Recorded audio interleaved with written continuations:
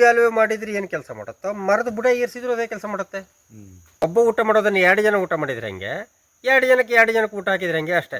ಹೌದು, ಕಾಳುಮೆಣಸು ಹಚ್ಚಿದೀವಿ ಅಂದ್ರೆ ಕಾಳುಮೆಣಸಿಗೆ ಕೊಡಬೇಕು, ಅಡಿಕೆ ಕೊಡಬೇಕು, ಆಗ ಲಾಸ್ ಬರೋದಿಲ್ಲ. 2 ಬಳ್ಳಿ ಹಾಕಿದಾಗ ನಾವು ಮತ್ತೆ ಕಟ್ಟೋದು ಬೇಕಾಗಲ್ಲ.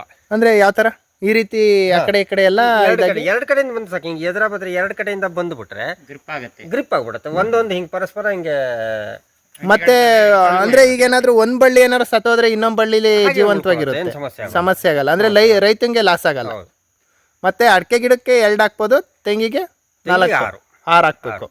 6 ಆದ್ರೆ ಬೇಗ ನಮಗೆ ತೊಂದರೆಗಳು ಕಮ್ಮಿ ಇರುತ್ತೆ. ಬಳ್ಳಿ ಕಟ್ ಹಾಕೋದ್ ಬೇಕಾಗಲ್ಲ ಅಂತ. ನೆನ್ನರ್ಲಿ ಕಟ್ಟಿದ್ರೆ 1 ತಿಂಗಳ 1.5 ತಿಂಗಳಿಗೆ ಹೋಗ್ಬಿಡುತ್ತೆ. ಬಟ್ಟೆ ಆದ್ರೆ 1 ವರ್ಷ ಇರುತ್ತೆ. ಆಮೇಲೆ ಅದು ಅಲ್ಲ ಗುರುಗಳೇ, ಈಗ ನೀವು ಬಟ್ಟೆನಲ್ಲಿ ಕಟ್ಟಿದ್ರೆ ಕಡೆ ಅಂದ್ರೆ 2 ವರ್ಷ ಆದ್ಮೇಲೆ ಗರಿನ ಏನಾರು ಇದನ್ನ ಬಟ್ಟೆ ಕಟ್ಟಾಗಿ ಹೋಗಿರುತ್ತೆ. ಕಟ್ಟಾಗುತ್ತೆ. ಅಡಿಕೆ ಬಟ್ಟೆನು 3 ತಿಂಗಳ ಸರ್ ಬರೋದು. ಇಲ್ಲೊಂದು ಬಳ್ಳಿ ಇದೆ ಆಕ್ಚುಲಿ. ಅಂದ್ರೆ ಇದೀಗ ಕೌಲು ಹೊಡೆದು ಇಷ್ಟೆಲ್ಲ ಬಂದಿರೋದು. ತಿಂಗಳಾಯ್ತು ಸರ್ ಇದು? 3 ತಿಂಗಳಾಯ್ತು. 3 ತಿಂಗಳಿಗೆ ಈ ತರ ಆಗಿದೆ ಬಳ್ಳಿ. ಯಾವ್ದು ತಳಿ ಯಾವ್ದು ಸರ್ ಇದು? ಇದು ತೀರ್ಪಕರೆ. ಇದನ್ನೆಲ್ಲ ಹೇಗೆ ಕಟ್ತೀರಾ? ಇದನ್ನ ಈ ಕಟ್ಟೋದು ಹೇಗೆ ಅಂದ್ರೆ, ಇಲ್ಲೊಂದು ಆಲ್ರೆಡಿ ಕಟ್ಟಿ ಆಗಿದೆ. ಕಟ್ಟಿದ್ದೀರಾ? ಅಲ್ಲ ಅಂದ್ರೆ ಕಟ್ಟಿಲ್ಲ, ಅಂಟ್ಕೊಂಡು ಹೋಗಿದೆ. ಇಲ್ಲಿಂದ ಒಂದು ಅಂಟ್ಕೊಂಡು ಹೋಗಿದೆ, ಇಲ್ಲಿಂದ ಒಂದು ಅಂಟ್ಕೊಂಡು ಹೋಗಿದೆ, ಇಲ್ಲಿಂದ ಒಂದು ಅಂಟ್ಕೊಂಡು ಹೋಗುತ್ತೆ. ಇದು 2 ವರ್ಷ ಕಟ್ಟಬೇಕು ನಾವು. ಹೀಗೆ ಸುತ್ತು ಒಂದು 4-5 ಕಡೆಯಿಂದ ಕೊಟ್ಟು. ಇದರಿಂದನೇ ಕಟ್ತೀರಾ? ಇಲ್ಲ, ಬಟ್ಟೆ ದಾರದಲ್ಲಿ ಕಟ್ಟೋಕಿಲ್ಲ. ಅಂದ್ರೆ ಬಟ್ಟೆ ಅಂದ್ರೆ ಅದು ಜಾಸ್ತಿ ದಿವಸ ಲೈಫ್ ಬರಬಾರ್ದು ಬಟ್ಟೆದು. ಹಂಗಲ್ಲ, ನೀವು ಬಾಳೆನರ್ಲಿ ಕಟ್ಟಿದ್ರೆ 1 ತಿಂಗಳ 1.5 ತಿಂಗಳಿಗೆ ಹೋಗ್ಬಿಡುತ್ತೆ. ಬಟ್ಟೆ ಆದ್ರೆ 1 ವರ್ಷ ಇರುತ್ತೆ. ಆಮೇಲೆ ಅದು ಅಲ್ಲ ಗುರುಗಳೇ, ಈಗ ನೀವು ಬಟ್ಟೆನಲ್ಲಿ ಕಟ್ಟಿದ್ರೆ ಕಡೆ ಅಂದ್ರೆ 2 ವರ್ಷ ಆದ್ಮೇಲೆ ಗರಿನ ಏನಾರು ಇದನ್ನ ಬಟ್ಟೆ ಕಟ್ಟಾಗಿ ಹೋಗಿರುತ್ತೆ. ಕಟ್ಟಾಗುತ್ತೆ. ಅಡಿಕೆ ಬಟ್ಟೆನು 3 ತಿಂಗಳ ಸರ್ ಬರೋದು. ಅದು ಕರ್ಗೋಗುತ್ತೆ. ನಿಮ್ಮ ಮಳೆಗೆ ತಡೆಯೋದಿಲ್ಲ. ಅಲ್ಲ, ಮಳೆಗಂತಲ್ಲ, ನಿಮ್ಮಲ್ಲೂ ತಡೆಯಲ್ಲ. ಪದೇ ಪದೇ ಕಟ್ಟಬೇಕಾಗತ್ತೆ. ಒಂದ್ಸಲ ಕಾಟನ್ ಬಟ್ಟೆ ಕಟ್ಬಿಟ್ರೆ 1 ವರ್ಷ ಬರುತ್ತೆ. ವರ್ಷಕ್ಕೆ 3 ಸರಿ ಕಟ್ಟೋದು. 1 ವರ್ಷಕ್ಕೆ ಅದು ದೊಡ್ಡ ಹೋಗತ್ತೆ ಕಾಟನ್ ಬಟ್ಟೆ. ಹಾಗೆ ನಮ್ಗೆ ಅದು ಸಮಸ್ಯೆ ಕೊಡಲ್ಲ. ಈಗ ನೀವು ಒಂದು 4 ಕಡೆಯಿಂದ ಹಿಂಗೆ ಕೊಟ್ಟಾಗ ಸಾಮಾನ್ಯ ಈ ಲೆವೆಲ್ವರೆಗೆ ಅಂದ್ರೆ ಒಂದು 3 ಅಡಿ ನಾವು ಕಟ್ಟಿದ್ರೆ ಸಾಕು. ಆನಂತರ ಒಟ್ಟ ಪೂರ ಪ್ಯಾಕ್ ಆಗ್ಬಿಡುತ್ತೆ. ಅಂದ್ರೆ ಗುರುಗಳು, ಕೆಲವೊಬ್ರು ನಮ್ ಕಡೆ ಒಂದೊಂದೇ ಬಳ್ಳಿ ಹಾಕ್ತಾರಲ್ಲ, ಅದಕ್ಕೂ ನೀವು 2 ಬಳ್ಳಿ ಹಾಕಿರೋಕ್ಕೂ ಡಿಫ್ರೆನ್ಸ್ ಏನಿದೆ? 2 ಬಳ್ಳಿ ಹಾಕಿದಾಗ ನಾವು ಮತ್ತೆ ಕಟ್ಟೋದು ಬೇಕಾಗಲ್ಲ. ಅಂದ್ರೆ ಯಾವ ತರ ಈ ರೀತಿ ಆ ಕಡೆ ಈ ಕಡೆ ಎಲ್ಲ 2 ಕಡೆಯಿಂದ ಬಂದು ಸಾಕು. ಹಿಂಗೆ ಎದುರ ಬದ್ರೆ 2 ಕಡೆಯಿಂದ ಬಂದ್ಬಿಟ್ರೆ ಗ್ರಿಪ್ ಆಗ್ಬಿಡುತ್ತೆ. ಒಂದೊಂದು ಹಿಂಗೆ ಪರಸ್ಪರ ಹಿಂಗೆ. ಮತ್ತೆ ಅಂದ್ರೆ ಈಗ ಏನಾದ್ರು ಒಂದ್ ಬಳ್ಳಿ ಏನಾರು ಸತ್ತೋದ್ರೆ ಇನ್ನೊಂದ್ ಬಳ್ಳಿಲಿ ಜೀವಂತವಾಗಿರುತ್ತೆ, ಸಮಸ್ಯೆ ಆಗಲ್ಲ. ಅಂದ್ರೆ ರೈತಂಗೆ ಲಾಸ್ ಆಗಲ್ಲ. ಮತ್ತೆ ಅಡಿಕೆ ಗಿಡಕ್ಕೆ 2 ಹಾಕ್ಬೋದು, ತೆಂಗಿಗೆ 4 6 ಹಾಕ್ಬೇಕು. 6 ಆದ್ರೆ ಬೇಗ ನಮಗೆ ತೊಂದರೆಗಳು ಕಮ್ಮಿ ಇರುತ್ತೆ. ಬಳ್ಳಿ ಕಟ್ ಹಾಕೋದ್ ಬೇಕಾಗಲ್ಲ ಅಂತ. ನಮಗೆ ಬೇರೆ ಕಾರಣ ಅಲ್ವೇ ಇಲ್ಲ ಅಲ್ಲಿ. ಬಳ್ಳಿ ಕಟ್ ಹಾಕೋದ್ ಬೇಕಾಗಲ್ಲ ಅಂತ. ಬಳ್ಳಿ ಕಟ್ ಹಾಕೋದ್ ಬೇಡ ಅಂತ. ಮತ್ತೆ ಇದನ್ನ ಕಾಳುಮೆಣಸು ಹಾಕೋದ್ರಿಂದ ಏನಾರು ಇಳುವರಿ ಕಮ್ಮಿ ಆಗುತ್ತೆ ಅಂತ ಅಂತಾರಲ್ಲ? ಚಾನ್ಸೇ ಇಲ್ಲ. ಮತ್ತೆ ನಮ್ ಕಡೆ ಕೆಲವೊಬ್ರು ಕಮ್ಮಿ ಆಗುತ್ತೆ ಹಾಕ್ಬಾರ್ದು ಹಾಗೆ ಹೀಗೆ ಅಂತಾರಲ್ಲ ಸರ್. ಈಗ 2 ಜನ ಊಟ ಮಾಡೋದನ್ನ ಒಬ್ಬ ಊಟ ಮಾಡೋದನ್ನ 2 ಜನ ಊಟ ಮಾಡಿದ್ರೆ ಹೆಂಗೆ, 2 ಜನಕ್ಕೆ ಊಟ ಹಾಕಿದ್ರೆ ಹೆಂಗೆ ಅಷ್ಟೇ. ಹೌದು, ಕಾಳುಮೆಣಸು ಹಚ್ಚಿದೀವಿ ಅಂದ್ರೆ ಕಾಳುಮೆಣಸಿಗೆ ಕೊಡ್ಬೇಕು, ಅಡಿಕೆ ಕೊಡ್ಬೇಕು, ಆಗ ಲಾಸ್ ಬರೋದಿಲ್ಲ. ಅಂದ್ರೆ ನಾವು ಬರೇ ಅಡಿಕೆ ಒಂದೇ ಇದ್ರೆ 20 ರಿಂದ 30 kg ಗೊಬ್ಬರ ಬೇಕು. ಕಾಳುಮೆಣಸಿದ್ದ 35 ರಿಂದ 40 kg ಗೊಬ್ಬರ, 40 kg ಕೊಡ್ಬೇಕು. ಬೇಸಿಗೆಯಲ್ಲಿ ಜಾಸ್ತಿ ಆಗ್ತದೆ. ಏನ್ ಸರ್, ಕಾಳುಮೆಣಸು ಕುಯ್ದ್ಮೇಲೆ ಅದಕ್ಕೆ ರೆಸ್ಟ್ ಪೀರಿಯಡ್ ಕೊಡಬೇಕು, ಇದಕ್ಕೆ ನೀರು ಕೊಡಬೇಕು. ಅವಾಗ ಹೆಂಗ್ ಮಾಡ್ತೀರಾ ಸರ್? ರೆಸ್ಟ್ ಪೀರಿಯಡ್ ಕೊಡಬೇಕು ಅಂತ ಹೇಳ್ತಾರೆ. ಅವಶ್ಯಕತೆ ಏನಿಲ್ಲ. ಸುಳ್ಳು. ಅಲ್ಲ, ನೀರು ಕೊಡಬಾರ್ದು ಅಂತ ನಾವು ಸುಳ್ಳು ಸರ್. ಅಂದ್ರೆ ಹೌದು, ಅವಶ್ಯಕತೆ ಏನಿಲ್ಲ ಸರ್. ನೀವು ಎಲ್ಲಿ ನ್ಯಾಚುರಲ್ ಆಗಿ ಮಾಡ್ತೀರಾ ಅಲ್ಲಿ ಯಾವುದೂ ಅವಶ್ಯಕತೆ ಇಲ್ಲ. ಅದೆಲ್ಲ ಆಟೋಮೆಟಿಕ್ ಆಗಿ ಅದೇ ಸಸ್ಟೈನ್ ಆಗಿ ಬೆಳೀತಾ ಇರುತ್ತೆ. ನಾವು ಹಂಗ್ ಮಾಡ್ಬೇಕು ಸರ್. ಆಮೇಲೆ ಈಗ ಅಡಿಕೆನಲ್ಲಿ ಈ ರೀತಿ ಬೆಳೆಗಳನ್ನ ಯಾಕೆ ಬೆಳ್ಕೋಬೇಕು ಅಂತ, ಕಾಳುಮೆಣಸು ಆಗಿರ್ಬೋದು, ಇನ್ನೊಂದನ್ನ ಯಾಕೆ ಬೆಳಿಬೇಕು ಅಂತ? ಅಲ್ಲಿ ತುಂಬಾ ಕಾರಣಗಳು ಬರುತ್ತೆ. ಒಂದು, ಕಳೆ ಕಂಟ್ರೋಲು. ನೀವು ಬೆಳೆಗಳ ಸಂಖ್ಯೆ ಜಾಸ್ತಿ ಆದಂಗೆ ಕಳೆ ಕಡಿಮೆ ಆಗ್ತಾ ಹೋಗುತ್ತೆ. ಇನ್ನೊಂದು, ನಾವು ಹೇಗೂ ಕೆಲಸ ಮಾಡ್ತೀವಿ, ಮ್ಯಾಕ್ಸಿಮಮ್ ಅಲ್ಲಿ ನಾವು ಯುಟಿಲೈಸ್ ಮಾಡ್ಕೊಳ್ಳೇಬೇಕು, ಆದಾಯ ತಗೊಳ್ಳೇಬೇಕು. ಕಡಿಮೆ ಜಾಗದಲ್ಲಿ ಹೆಚ್ಚು ಆದಾಯ ಪಡಿ. ಈಗ ನೀವು ಬರೀ ಅಡಿಕೆ ಇದ್ರು ನೀವು ತೋಟಕ್ಕೆ ಹೋಗದೆ ಇರೋಕ್ಕಾಗತ್ತಾ? ಹೋಗ್ಲೇಬೇಕು. ನೀರು ಬಿಡದೆ ಇರೋಕ್ಕಾಗತ್ತಾ? ಗೊಬ್ಬರ ಹಾಕದೆ ಇರೋಕ್ಕಾಗತ್ತಾ? ಬೇಸಾಯ ಮಾಡದೆ ಇರೋಕ್ಕಾಗತ್ತಾ? ಹೋಗ್ಲೇಬೇಕು. ಎಲ್ಲದೂ ಮಾಡ್ಲೇಬೇಕು. ಆ ಮಾಡೋದ್ರ ಜೊತೆಗೆ ಇನ್ನೂ 4 ಬೆಳೆ ಬಂದ್ರೆ ಯಾಕೆ ಬರಬಾರ್ದು?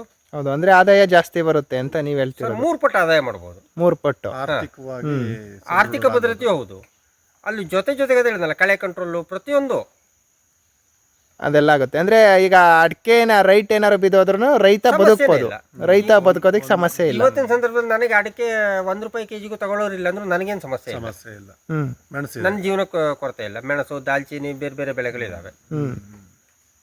ಒಟ್ಟು ನಿಮ್ಮ ತೋಟದಲ್ಲಿ ಎಷ್ಟು ವೆರೈಟಿ ಇದೆ? 38 ವೆರೈಟಿ ಇದೆ. 38 ವೆರೈಟಿ ಇದೆ. 38 ವೆರೈಟಿ ಇದೆ. 38 ವೆರೈಟಿ ಬೆಳೆಗಳೇ. ಮೆಣಸು ಅಂದ್ರೆ ಗುರುಗಳೇ ಈಗ ನಿಮ್ಮ ಇದ್ರಲ್ಲಿ ಎಷ್ಟು ವರ್ಷದ್ದು ಹಳೆ ಬಳ್ಳಿ ಹೋಗ್ಗಳು ಇದಾವೆ ಅಂದ್ರೆ ಮೆಣಸಲ್ಲಿ? 35 ವರ್ಷದವರೆಗಿನ ಬಳ್ಳಿ ಇದೆ. 35 ಇನ್ನೂ ಜೀವಂತವಾಗಿದ್ದಾವೆ, ಯಾವುದೇ ರೋಗ ಬಾಧೆ ಏನೂ ಇಲ್ಲ. ಏನೂ ಇಲ್ಲ. ಅಂದ್ರೆ ಅದಕ್ಕೆ ಏನೇನ್ ಮಾಡ್ತೀರಾ? ಮೇಂಟೈನ್ ಮಾಡೋ ವಿಧಾನಗಳು ತುಂಬಾ ಇದಾವೆ. ಅದನ್ನ ಬರೇ ನಾವು ವಿಡಿಯೋದಲ್ಲಿ ಹೇಳಿದ್ರು ಅರ್ಥ ಆಗೋಲ್ಲ. ಯಾರಿಗೆ ಆಸಕ್ತಿ ಇದೆ ಅವರು ಬಂದು ಕರೆಕ್ಟಾಗಿ ಆ ವಿಧಾನ ಕಲ್ತ್ಕೊಳ್ಳಿ. ಯಾಕಂದ್ರೆ ನಾವು ಏನೇ ವಿಡಿಯೋದಲ್ಲಿ ಕ್ಲಾರಿಟಿ ಕೊಡ್ತೀವಿ ಅಂದ್ರೂ ಪರಿಪೂರ್ಣತೆ ಸಿಗೋಲ್ಲ ವಿಡಿಯೋದಲ್ಲಿ. ಹೌದು, ಅವ್ರು ಒಂದ್ಸಲ ಸ್ಪಾಟಿಗೆ ಬಂದಾಗ ಕರೆಕ್ಟಾಗಿ ಅವ್ರು ಕ್ಲಾರಿಟಿ ಕೊಡ್ಬೋದು. ಹೌದು. ಅದು ಮೇಂಟೈನ್ ಮಾಡೋದು ಸರಿಯಾಗಿ ಮಾಡಿಕೊಂಡ್ರೆ ರೋಗಗಳ ಸಂಖ್ಯೆ ಸ್ವಾಭಾವಿಕವಾಗಿ ಒಂದು 95% ಕಡಿಮೆ ಆಗಿದೆ. ಮತ್ತೆ ಇಲ್ಲಿ ನೀವು ಇದನ್ನ ಇಲ್ಲಿ ಮಾಡಿ ಟ್ರಂಚ್ ತೆಗ್ದಿರೋದ್ರಿಂದ ಮೆಣಸಿಗೆ ಏನಾರು ಅನುಕೂಲ ಇದೆಯಾ? ಮೆಣಸಿಗೆ ಅದು ಇದ್ರು ಒಂದೇ ಬಿಟ್ಟು ಒಂದೇ. ಅಂದ್ರೆ ಅಲ್ಲಲ್ಲ, ಈ ಕೆಲವೊಬ್ರು ಟ್ರಂಚ್ ಎಲ್ಲ ಐತಿ ಈ ರೀತಿ ತೆಗೆದ್ರೆ ಮೆಣಸಿಗೆ ರೋಗ ಬರಲ್ಲ, ಹಾಗೆ ನೀರು ಬಸಿ ಆಗುತ್ತೆ ಅಂತಾರಲ್ಲ. ನಮ್ಮ ಕಡೆ ಎಲ್ಲ ಬಸಿಗಾಲುವೆ ಇರಲೇಬೇಕು ಅಂತಾರಲ್ಲ. ಬಸಿಗಾಲುವೆ ಮಾಡಿದ್ರೆ ಏನು ಕೆಲಸ ಮಾಡುತ್ತೋ, ಮರದ ಬುಡ ಏರಿಸಿದ್ರು ಅದೇ ಕೆಲಸ ಮಾಡುತ್ತೆ. ಅಂದ್ರೆ ಈ ರೀತಿ ಸ್ವಲ್ಪ ಹೈಟ್ ಮಾಡಿದ್ರೆ ಹೈಟ್ ಮಾಡಿದ್ರೆ ನಂದು ಇನ್ನೊಂದು ತೋಟದಲ್ಲಿ ನಿಮ್ಗೆ ಅದು ಇದು ಇನ್ನೂ ಚಿಕ್ಕ ಬಳ್ಳಿ ಆಗಿದ್ದಕ್ಕೆ ನಿಮ್ಗೆ ಅದು ಕ್ಲಾರಿಟಿ ಸಿಗ್ತಾ ಇಲ್ಲ. ನನ್ನ ಹಳೆ ಬಳ್ಳಿಗಳನ್ನ ನೋಡಿದಾಗ ಗೊತ್ತಾಗತ್ತೆ. ಅಲ್ಲಿ ನೆಲದಿಂದ ಅರ್ಧ ಅಡಿ ಹೈಟ್ ನಮ್ದು. ಹಾಗಾಗಿ ಬಸಿಗಾಲುವೆ ಏನ್ ಕೆಲಸ ಮಾಡುತ್ತೆ ಆ ಕೆಲಸ ಇಲ್ಲಿ ಮಾಡಿರುತ್ತೆ. ಅಂದ್ರೆ ಟ್ರಂಚ್ ತೆಗ್ಸೋಕ್ಕಿಂತ ಬುಡ ಸ್ವಲ್ಪ ಇದ್ ಮಾಡಿದ್ರೆ. ಹೌದು. ಅಂದ್ರೆ ಕೆಲವೊಬ್ರು ಬುಡ ಇಟ್ ಮಾಡಿದ್ರೆ ಗಿಡ ಇದ್ ಮಾಡಲ್ಲ, ಪ್ರಾಬ್ಲಮ್ ಆಗುತ್ತೆ ಹಂಗೆ ಹಿಂಗೆ ಅಂತಾರಲ್ಲ. ಸರ್, ಏನ್ ಪ್ರಾಬ್ಲಮ್ ಆಗುತ್ತೆ ಅಂತ ಅವ್ರು ಹೇಳ್ಬೇಕು. ಅಂದ್ರೆ ಈಗ ಅವ್ರೇನಂತಾರೆ, ನಮ್ ಕಡೆ ಕೆಲವೊಬ್ರು ಏನಂತೆ, ಈಗ ರೂಟ್ ಇದೆಯಲ್ಲ ಅಂದ್ರೆ ಬಿಳಿ ಬೇರ್ ಬರ್ತಾವಲ್ಲ, ಅವು ಗಿಡದಿಂದ ಒಂದು 3-4 ಅಡಿ ಬಿಟ್ಟು ಊಟನ ಎಳ್ಕೊಂತವೆ ಅಂತಾರೆ. ಹಾಗಾಗಿ ಬುಡಕ್ಕೆ ಊಟ ಹಾಕಿರಿ ಅದು ಪ್ರಯೋಜನ ಇಲ್ಲ, ಸುತ್ತ ಒಂದು 3 ಅಡಿ 4 ಅಡಿ ಬಿಟ್ಟು ನಾವು ಗೊಬ್ಬರ ಹಾಕ್ಬೇಕು ಅಂತಾರೆ. ಕೆನಾಪಿ ಹೆಲ್ತಿಗೆ ಮೆಣಸಲ್ಲಿ ಬರೀ 4 ಅಡಿ ಅಷ್ಟೇ ಬರೋದು ಬೇರು, ಅದಕ್ಕಿಂತ ಜಾಸ್ತಿ ಬರೋದೇ ಇಲ್ಲ ಯಾವುದೇ ಗಿಡ. ಈಗ ನೋಡಿ, ನಮ್ದು ಈಗ ನಾವೊಂದು 3 ಅಡಿ ಸರೌಂಡಿಂಗ್ ನಾವು ಕವರ್ ಮಾಡಿರ್ತೀವಿ. ಅಡಿಕೆ ಮರದ ಬೇರು ಮ್ಯಾಕ್ಸಿಮಮ್ ಆಹಾರ ತಗೊಳ್ಳೋದು ಅದೇ 3 ಅಡಿ ಒಳಗಡೆನೆ. 3 ಅಡಿಯಿಂದ ಹೊರಗಡೆ ತಗೊಳ್ಳಲ್ಲ ಅಡಿಕೆ. ತೆಂಗಿನ ಮರ 12 ಅಡಿವರೆಗೆ ತಗೊಳುತ್ತೆ. ಅಂದ್ರೆ ಇದ್ರ ಗರಿ ಇರೋದೇನೆ 3-4 ಅಡಿ ಇರುತ್ತೆ, ಅಷ್ಟೇನೆ ತಗೊಳೋದು. ಮೆಣಸು 2-2.5 ಅಡಿ ಅಷ್ಟೇನೆ. ಮೆಣಸಿಗೆಲ್ಲ ನೀವೆಲ್ಲ ಇದಲ್ಲ.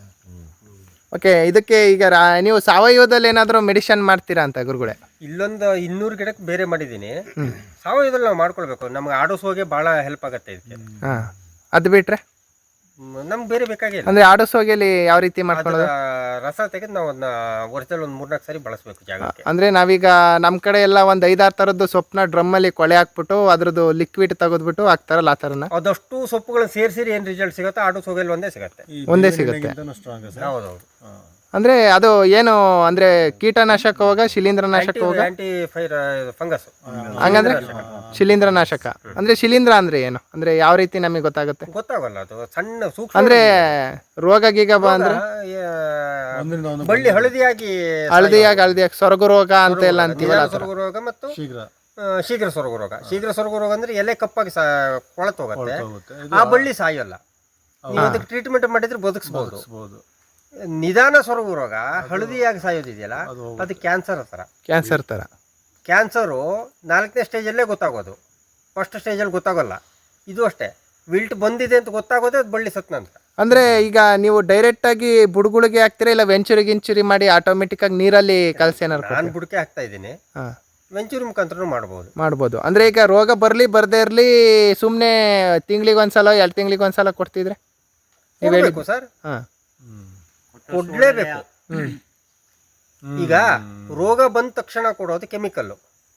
ಹೌದು, ರೋಗ ಬರ್ದಲ್ಲೇ ಕೊಡುವಂತ ಮುಂಜಾನೆ ಸಾವಯವ. ನಾವು ರೋಗ ಬರದಂಗೆ ನೋಡ್ಕೊಳ್ಬೇಕು. ರೋಗ ಬಂದ ನಂತರ ಯಾಕೆ ಔಷಧಿ ಮಾಡಕ್ ಹೋಗೋಣ? ಹೌದು, ಅದಕ್ಕೆ ಆಯಾಸ ಮುಗಿದೋಗಿರ್ತಲ್ಲ. ಆಯಾಸ ಮುಗಿದೋಗಿರುತ್ತೆ, ಮತ್ತೆ ನಮ್ ಖರ್ಚು ಜಾಸ್ತಿ ಆಗುತ್ತೆ. ನಾವು ಹೇಗೆ ಪ್ರತಿನಿತ್ಯ ಸೇವಿಸ್ತೀವಿ ಆಹಾರಗಳನ್ನ, ಅದೇ ತರನೇ ಈ ಗಿಡಗಳಿಗೂ ನಾವು ಔಷಧಿ ರೂಪದಲ್ಲಿ ನಾವು ಹೆಂಗೆ ಕಾಫಿ, ಟೀ, ಊಟ ಎಲ್ಲ ತಗೊಳ್ತೀವಿ, ಅದೇ ರೀತಿಯಲ್ಲಿ ಇದಕ್ಕೂ ಕೊಡ್ತಾ ಇರಬೇಕು ಸಮಗ್ರವಾಗಿ.